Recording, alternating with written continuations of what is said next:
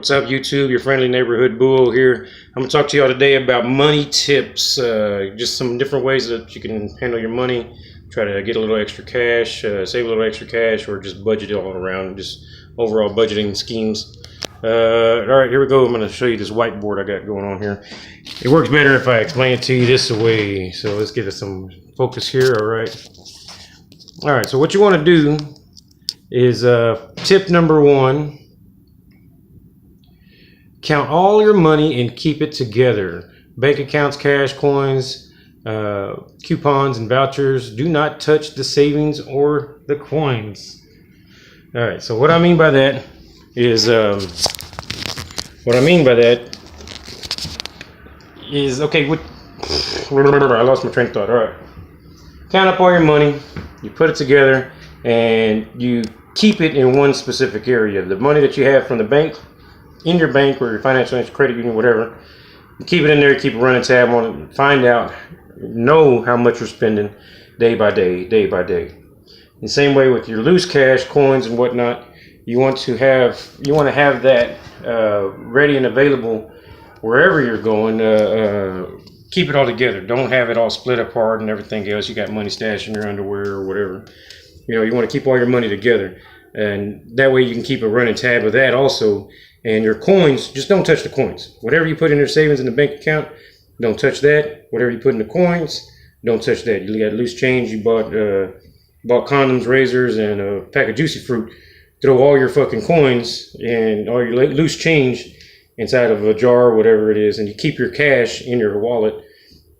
And don't separate it. Don't put money over in a cookie jar.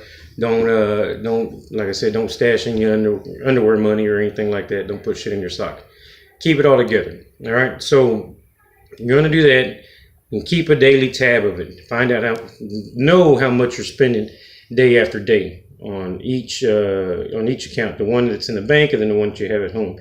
And any coupons, tokens and things like that, you want to keep also. You don't necessarily have to mix it with your money, but what you want to do is you want to know where that is, because when you go to Chuck E. Cheese or Peter Piper Pizza and they have the fucking coupons, you want to have that ready because that's the same as cash in those venues. If you're going to go there and you bring home, you got some leftover 2 or 3 leftover tokens from Peter Piper Pizza, and you can't fucking spend it. You can't go to the grocery store with that shit or whatever. So a lot of people just throw it to the side.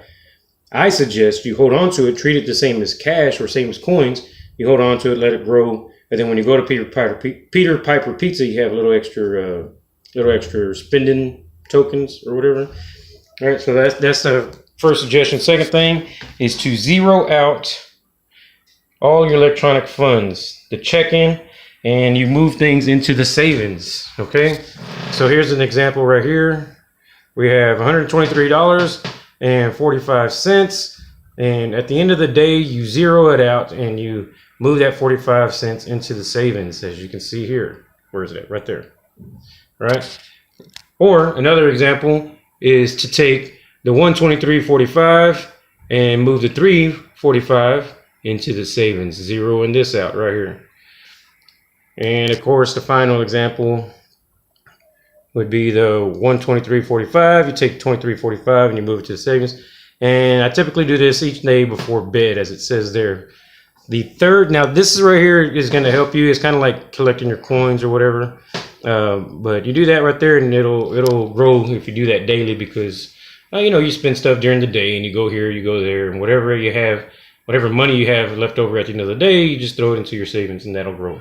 Remember, do not touch your savings or the coins. Now, number 3, list your bills, spend exact amount or more for credit. Pay on time, never pay late. Pay in advance.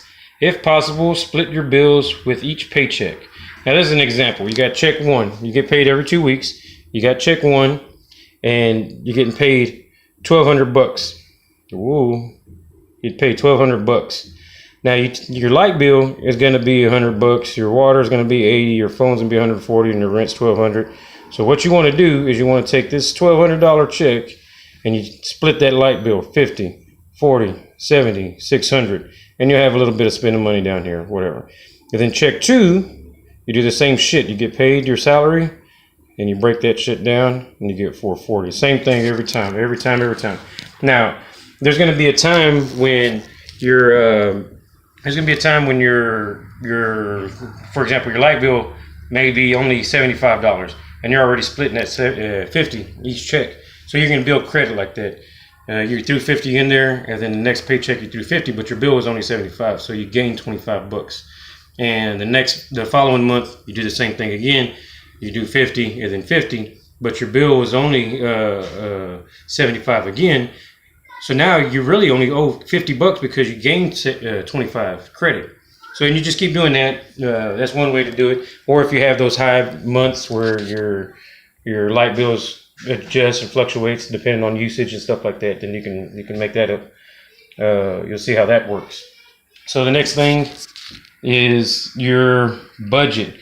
Now, for a family with no family, dude, you want to save aggressively. If you ain't got any kids or anything like that, fuck it, man. There's no reason why you shouldn't be living at 50%. And this is all your typical expenses. You know, like your gas, all your bills, all this shit up here, your bills, your food, toys, fun, miscellaneous bullshit. Now, you just spend it on whatever you want. 50% of your fucking money, right? Now, 10% goes to karma. You tithe and you spend to charity. You do all these different things. You spend it on church. You donate. Your acts of random kindness.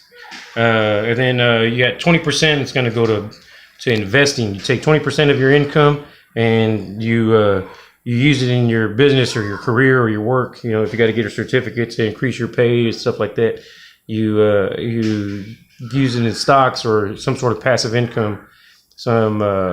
You can pay off your old debts. You got a looming debt, either student loans or just some loan that you got. Don't get loans, just a student loan that you got or something, or you can send it to your retirement if you got a 401k or teacher retirement or something like that. Life insurance, things like that. And you can have major purchases like a house, some sort of asset. You don't want to just buy a fucking house and make it a liability. You want to have a major asset that's going to bring money back into you. And of course, self-improvement. Spend money on yourself. Spend money on money management books, things of that nature. And of course, 20% goes to savings with CDs and gold collections. Like I want to have $5,000 in the bank, so you save up until you get $5,000. And of course, emergencies. And I'm not talking about I got a flat, so I got to pay for this fucking thing. It may be, but I'm talking about major emergencies where you just had a back operation because you were skiing or whatever the fuck, and you can pull out of that a little bit. And of course, your legacy, your children, any children that you may be having in the future or whatever, you can move that money over to them, and you can move the money that you're saving into a reinvestment. Like I said, you got a $5,000 goal. You hit 5,200. You can move that 200 right back over here to the investment and go in that route. Okay, now if you have a family, this is what I ended up having to do, because I do have a family. I use about 70 to 85% to live, 10 to 15% for karma, 10 to 15% to invest, and 10 to 15% to save. And all of this is the same with these things over here. And my last and final tip is a bonus tip. That was all four, but the bonus tip is, anytime you got fives, you go to the grocery store and you spend a few bucks and you use the 20, and they give you $15 back, which is say $15 back. You take that $15, you pull the 5 and you put it away. Now, if they don't give you a 5, they give you 10 and 5 ones, and then fuck it, you don't have to worry about it. But if they give you a 10 and a 5, you take that 5 and you put it away.